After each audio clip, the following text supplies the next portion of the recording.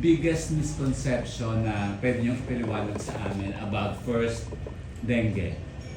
Misconception. Yes po. Kapag nawala yung lagnat, okay ka na, no.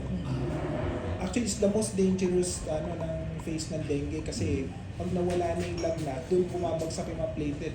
Kaya iba namamatay, di ba? Once nag-bleed kasi yung patient, mahirap siyang habulin eh.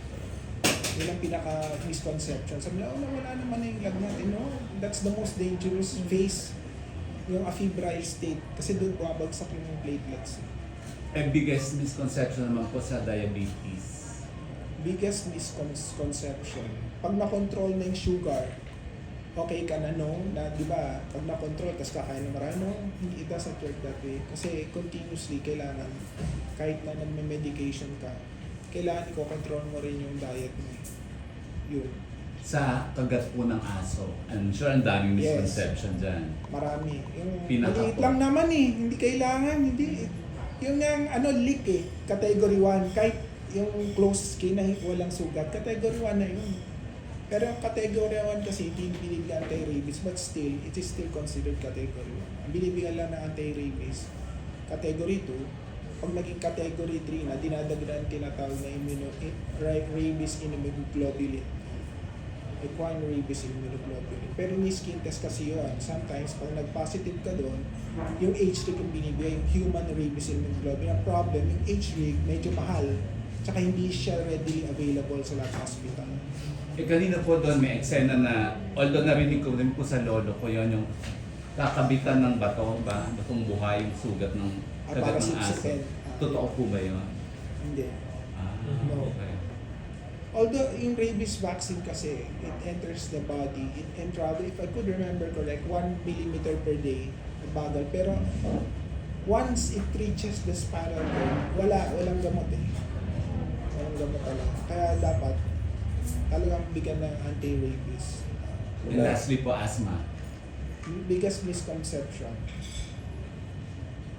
Pag na-control, hindi ka na pwedeng atakihin. Kasi iba, di ba, hindi na or pagka, kasi ang pinaka-deadly sa, maraming nangamatay usually at early morning, 5 a.m. Yun kasi, maybe it's because of the weather, yung mahamog, gano'n.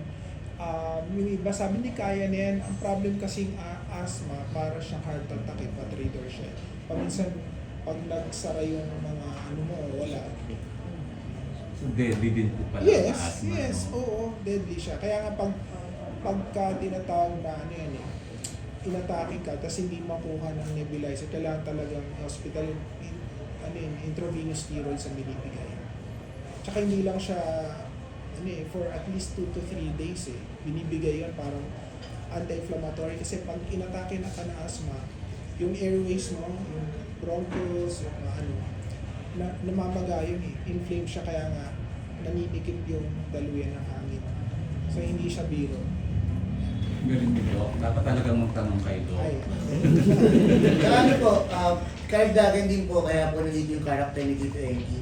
Kasi marami tayong misconception sa medical procedures, no? Si Tito Enki ang lumang kwento ng mga tapal-tapal. Siya yung may bahawak na bato. Siya may hawak na bato. Sakit pa. Sakit pa yung bato. Siya yung yung traditional na pinalaki tayo ng mga lolo't lola natin. At yun ay hindi naman dinedebunk, no? Iyon ay pinapaliwanag ni Doc na hindi natin dapat pinapractice itong mga bagay na ito. Medically, yun. Yun yung contradiction. Hindi yung magandang laro ng project. Kasi hindi niya kinokontra. Pinapaliwanag lang niya. No, yung dalawang aspetong ito. Yung traditional at saka yung medical talaga na procedure para sa pag-take ng mga sakit na lalo na tayo mga Pilipino. Ang hilig natin makinig sa mga kwento, sa mga minana nating mga kwento na ganito, tapalan mo ng ganito. Albularyo. Albularyo, yun. Actually, may isang scene doon, nakita nyo, albularyo si Tito Enki doon. No? Tawas. So, sorry, interrupt lang po natin, kakain muna tayo. Nahiya na kami 12 o'clock na. Kain muna po tayo and then tuloy natin yung question. Thank you po.